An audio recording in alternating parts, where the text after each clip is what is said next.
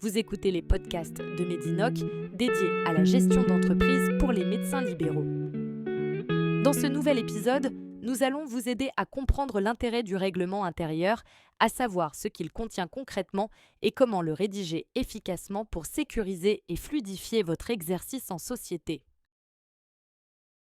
Quand on crée ou qu'on rejoint un cabinet de groupe, on pense d'abord aux statuts. C'est normal, ils sont obligatoires et constituent le socle juridique de la société. Mais très vite, la pratique quotidienne rattrape la théorie. Qui utilise quelle salle? Comment s'organisent les congés? Que se passe-t-il en cas de conflit ou de départ d'un associé? C'est précisément là qu'intervient le règlement intérieur. Le règlement intérieur est un document facultatif, mais dans les faits, souvent indispensable.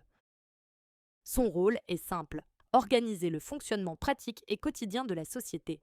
Là où les statuts posent un cadre général, le règlement intérieur entre dans le détail du réel. Il complète les statuts et le pacte d'associés lorsqu'il existe en fixant des règles internes précises adaptées à votre façon de travailler ensemble.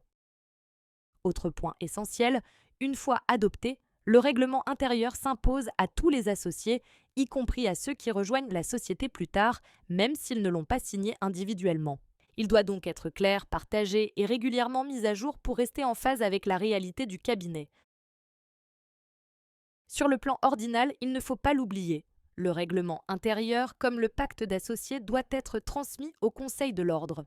Les médecins ont en effet l'obligation d'informer l'ordre de toute évolution dans l'organisation et le fonctionnement de la société tout au long de sa vie. Concrètement, que peut-on mettre dans un règlement intérieur ? La réponse est large car il peut couvrir tous les aspects de la vie quotidienne du cabinet. On y trouve souvent, par exemple, l'organisation du travail, les horaires d'ouverture, la présence du secrétariat, la gestion des rendez-vous, des gardes, des congés ou des absences. Ces points, parfois source de tension, gagnent à être posés noir sur blanc dès le départ. Autre thème central, la gestion du matériel et des ressources communes. Qui utilise quoi? Comment se fait l'entretien? Comment décide-t-on d'un renouvellement de matériel médical ou informatique? Le règlement intérieur permet d'éviter les non-dits et les interprétations personnelles. La question de la répartition des frais est également incontournable. Loyer, personnel, charges courantes, consommables. La contribution de chaque associé peut être calculée selon différents critères, quote-part de capital, surface occupée, temps de présence ou encore activité réelle. Par exemple, certains cabinets prévoient un système progressif pour les nouveaux arrivants avec un abattement les premières années afin de faciliter l'intégration. Ces modalités, lorsqu'elles sont écrites et acceptées collectivement, sécurisent tout le monde. Le règlement intérieur peut aussi préciser les modalités de prise de décision. Quelles décisions peuvent être prises seules?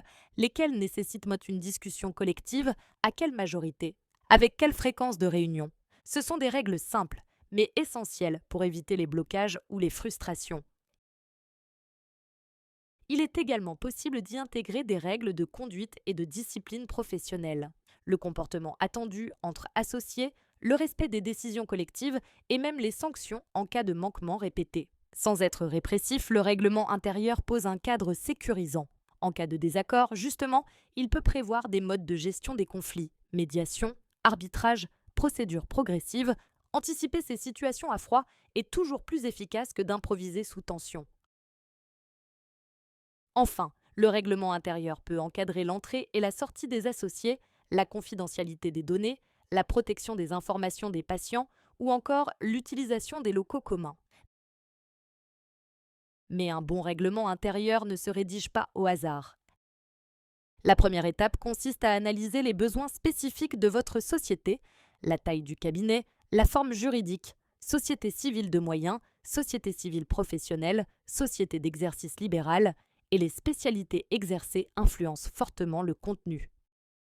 Il est aussi indispensable d'assurer la cohérence avec les statuts et, le cas échéant, le pacte d'associés. Ces documents doivent fonctionner ensemble sans contradiction. Deuxième conseil, ne vous appuyez pas sur des modèles de règlement intérieur existants. Chaque cabinet a ses spécificités et un modèle standard peut être inadapté. Privilégiez l'accompagnement d'un professionnel du droit et, si besoin, d'un expert comptable pour un règlement intérieur réellement sur mesure et sécurisé. Troisième point clé, la clarté. Chaque clause doit être compréhensible, précise et applicable. Si une règle peut être interprétée de plusieurs façons, elle est source de conflits potentiels. Il est également recommandé de prévoir dès le départ des modalités de révision. Le cabinet évolue, la réglementation aussi. Le règlement intérieur doit pouvoir être ajusté facilement selon des règles de majorité clairement définies. Enfin, n'hésitez pas à vous faire accompagner par un professionnel du droit. Un avocat pourra sécuriser la rédaction et vérifier la conformité avec les obligations légales, réglementaires et ordinales, notamment pour les sociétés d'exercice libéral. Prenons un instant pour réfléchir ensemble. Dans votre cabinet actuel ou futur, quels sont les sujets qui génèrent déjà des interrogations ou des tensions potentielles? Les horaires, les charges, l'utilisation des espaces, ce sont souvent ces points-là qui méritent d'être traités en priorité dans un règlement intérieur. Pour conclure, retenez l'essentiel en 5 points clés. Premier point, le règlement intérieur est un outil central pour organiser le fonctionnement quotidien du cabinet, en complément des statuts et, le cas échéant, du pacte d'associés. Deuxième point, même s'il est facultatif, il est opposable à tous les associés et doit être régulièrement mis à jour pour rester en phase avec la réalité du cabinet. Troisième point, il permet d'encadrer des sujets sensibles comme l'organisation du travail, la répartition des frais, les prises de décision ou encore la gestion des conflits. Quatrième point, le règlement intérieur doit être rédigé sur mesure, validé collectivement par les associés et sécurisé avec l'accompagnement d'un professionnel du droit et si besoin d'un expert comptable. Cinquième point, une fois adopté, il doit être communiqué au Conseil de l'ordre comme le pacte d'associés et faire l'objet d'un suivi tout au long de la vie de la société. Nous espérons que ces quelques conseils pratiques vous seront utiles. Retrouvez l'ensemble de nos outils sur notre site internet medinoc.org.